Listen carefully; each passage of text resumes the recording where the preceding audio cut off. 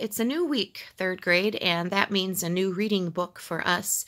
We finished our Journeys book last week, and we are moving on to this soft cover book that should have arrived with your things when we cleaned out your desks and sent your books. So find this, and then we're going to go about halfway into the book.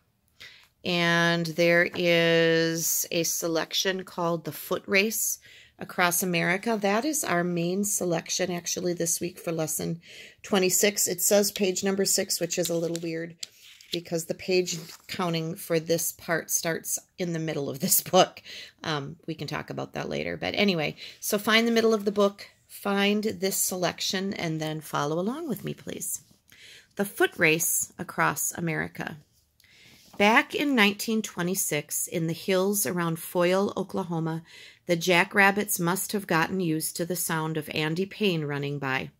The Cherokee teenager was almost as fast as they were. Andy loved to run. After he finished the morning chores on his family's farm, he ran 5 miles to school. He often got there before his brothers and sisters, who arrived on horseback. I just had a knack for being able to cover the ground on foot, he later explained. In those days, Andy won prizes in many track tournaments, especially long-distance events like the mile. His biggest race would be much longer than that, though. Runners wanted. After he graduated from high school in 1927, Andy, now age 20, went to Los Angeles, California to look for a job.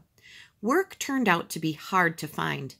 One day he read an ad in a newspaper that would change his life. Runners wanted, the ad said. An international transcontinental foot race was going to take place in March.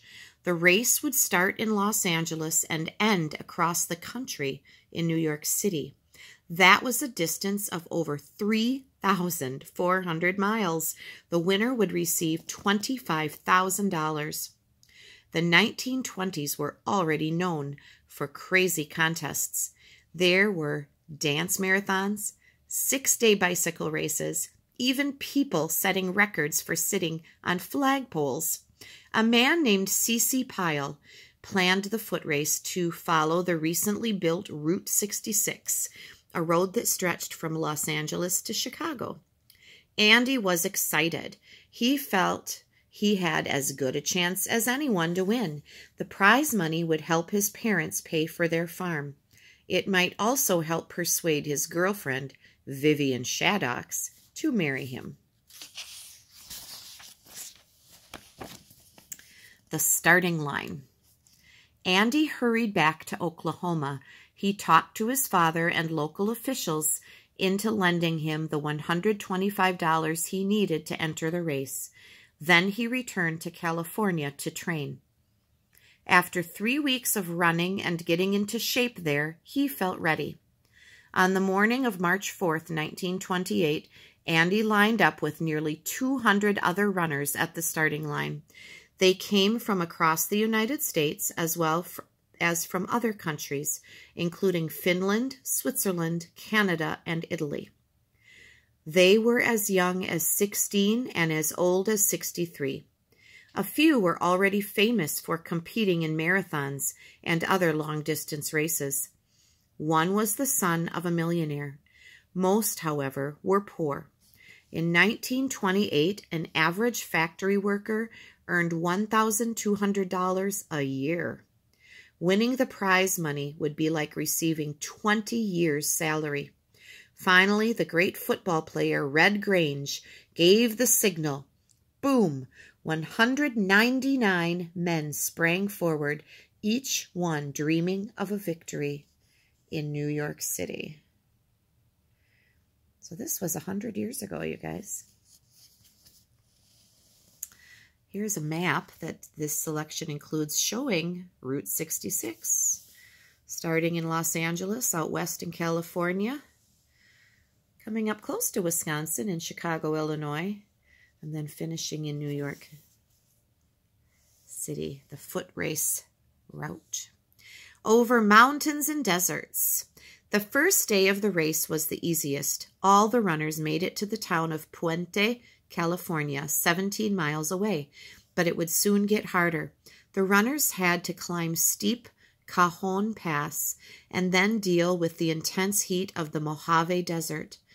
By the 12th of March, 1 week into the race, more than 50 runners had dropped out, tired by the steep climbs and blistered by the desert sun. A record was kept of the runners' time for each day. Surprising many of the more famous runners was number 43, Andy Payne. Andy was running in 3rd place. As the runners left behind California for Arizona, they faced even tougher climbs. By March 21st, more than half of the original 199 had dropped out, including the man who had been in 1st place, the South African long-distance champion, Arthur Newton. The runners had also discovered that C.C. Pyle, the race organizer, was not a man of his word. Instead of the big meals they enjoyed at the start of the race, they were now served poor stews. Often Pyle's big caravan, nicknamed America, was late with the tents, cots, and blankets, which were never washed. Then the runners were forced to sleep in barns or stables. Andy Payne was having his own troubles.